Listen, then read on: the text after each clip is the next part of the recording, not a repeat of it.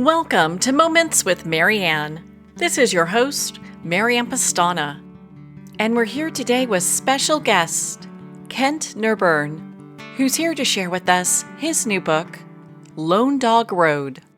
What if a broken sacred object set two young boys on a journey that would change not only their lives, but reveal the soul of a land and its people? Well, today's guest is here to share with us just that. Kent Nerburn is an award-winning author, sculptor, and educator known for his deep engagement with Native American issues.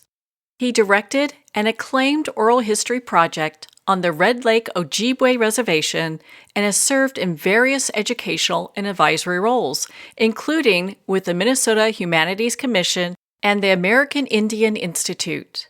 He holds a PhD in theology and art. So welcome to the show, Kent Nerburn. Happy to be here. Well, what an honor it is to have you here and to talk about this novel. What inspired you to write this?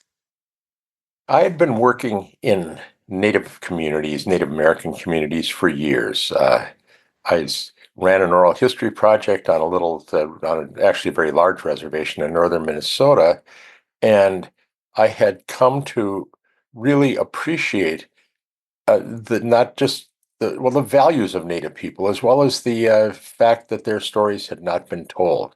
And in the course of doing the oral history project, where I took the students out to interview the tribal elders, I came across a photo. And this photo was of a young boy sitting in a rocking chair in one of the boarding schools.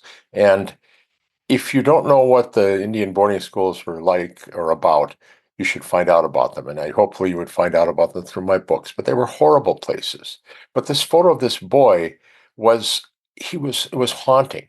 And that was 1989 or about 1989. And that photo never got out of my mind. So when the pandemic hit and I had free time to write, I said, I'm going to write a story that begins with this and carries through the story of this boy. So I made him an 11-year-old boy along with his 6-year-old brother, who get involved in a journey after the boarding school agents had broken their great-grandfather's chanumpa, or sacred pipe, and they set off on a journey by themselves across the Dakotas to Pipestone, Minnesota, where the pipestone for the sacred pipes for all the people, all the Native people around America, comes from. So that was really the origin of that photo was the origin of the story, and that boy just grew and became a friend of mine for the period of time that we did the book. Well, what a phenomenal story. And you really share a lot that a lot of people don't know when you talk about just the boarding schools and how horrible they are. What can you share a little bit more about the story without giving away any spoilers? Sure. The the Dakotas are a fascinating place. I fell in love with them. I'm not from the Dakotas. I actually am from Minnesota, and Minnesota is a very different place from the Dakotas. But in North and South Dakota, each have their own character. But there's a certain power and singularity about them. South Dakota is really native land, and North Dakota is you feel the big forces of the weather coming down from the Canadian prairies, and those things dominate. And I wanted to write a book that had those as characters, had the weather and the Dakotas as characters. So what I did is I set these boys on the journey across by themselves across the Dakotas, probably 700 miles to the Pipestone quarries. And the book is the people they meet along the way. And I really wanted to tell a story that was a redemptive story that all the people they meet are good people. They live in different worlds, they live in different ways, but they all have this sense of the power and mystery of the land and of life itself.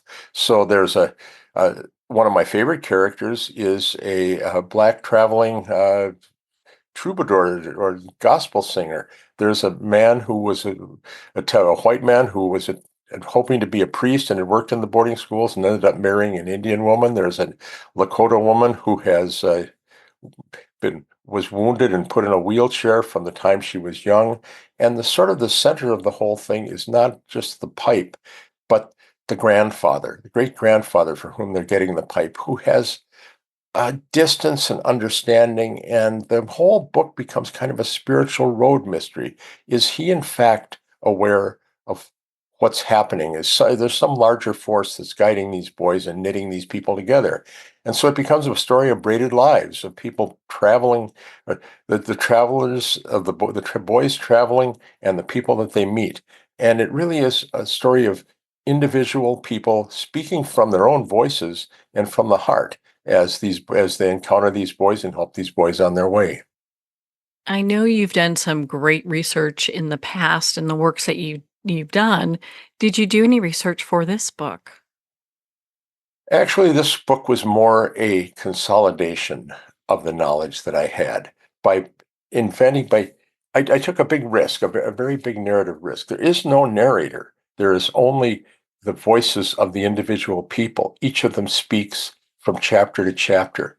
And putting in the experience I have had with both the native people and with the study of religion and theology over the years. I actually was trained as a sculptor to do religious art and got my doctorate in religious art many, many years ago. So what I did is I put the knowledge that I already had about ways of belief, about the landscape, about the boarding schools, about Lakota, in this case, Lakota and Dakota Indian values. So all into the characters and into the book. So really, there wasn't much research. I've been working in Native America for 30 years and done books on the Nez Perce, done books on Lakota people, done work with the Ojibwe in northern Minnesota. So I had this foundation of knowledge. And by putting it all into a novel, I was able to bring it forth and let it flower and actually sort of percolate and grow. So I really didn't have to do any research for this book. I had it all. This was just a chance to a culmination of all the knowledge and thought that I had had and putting them into the characters and into the journey. The sacred pipe is so central to the boys' mission. Can you share the symbolism and spiritual importance of it in the story?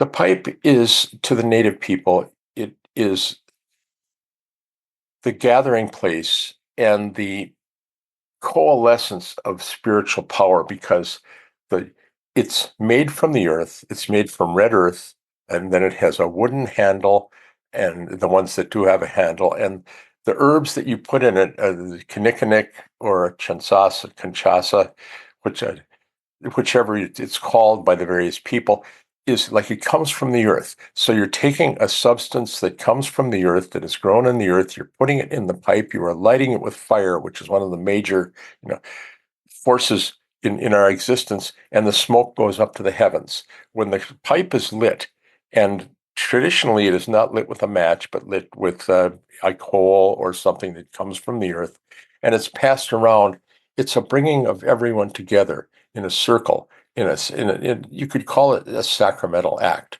but it is a bringing together of all the elements of earth and heaven, and it's a way of making a common prayer shared among everyone. And it's a very special experience when you're allowed to share the pipe. And I've been fortunate to be in many pipe circles with people, and I feel like I'm brought into a sacred space by when I'm near the pipe. And so this pipe that they were seeking to replace of their grandfathers was of their great grandfathers is really the sacred element at the heart of this. It's the unifying element in the story. And I hope that people will come to understand that this general sense of spiritual grounding and sacramentality in every aspect of Native life. And this pipe is really the essence of that. What do you hope our readers and listeners take away from Lone Dog Road?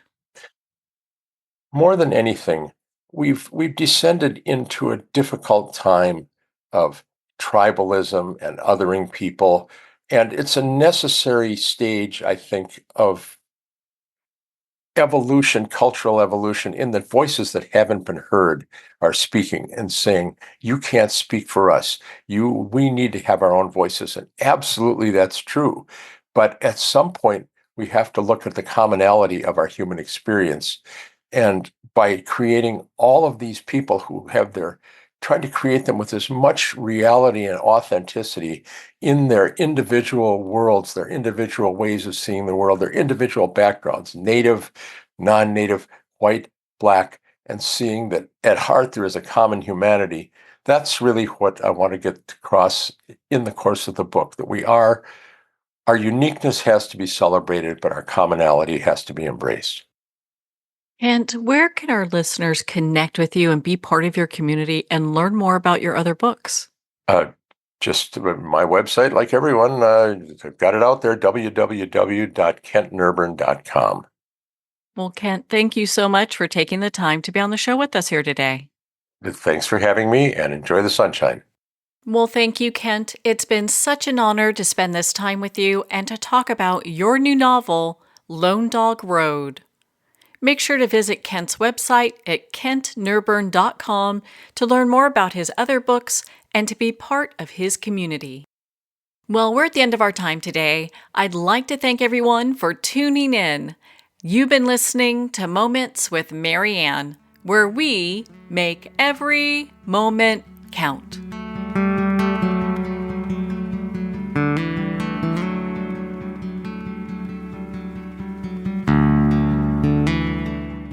In a single moment, your life can change. Moments with Marianne is a transformative hour that covers an endless array of topics with the best of the best. Her guests are leaders in their fields, ranging from inspirational authors, top industry leaders, and business and spiritual entrepreneurs. Each guest is gifted and a true visionary, a recognized leader in her own work, and while teaching others to develop, refocus, and grow, Marianne will bring the best guest and sometimes a special surprise. Don't miss this. You never know just which moment will change your life forever. Make sure to tune in and visit momentswithmarianne.com for more information.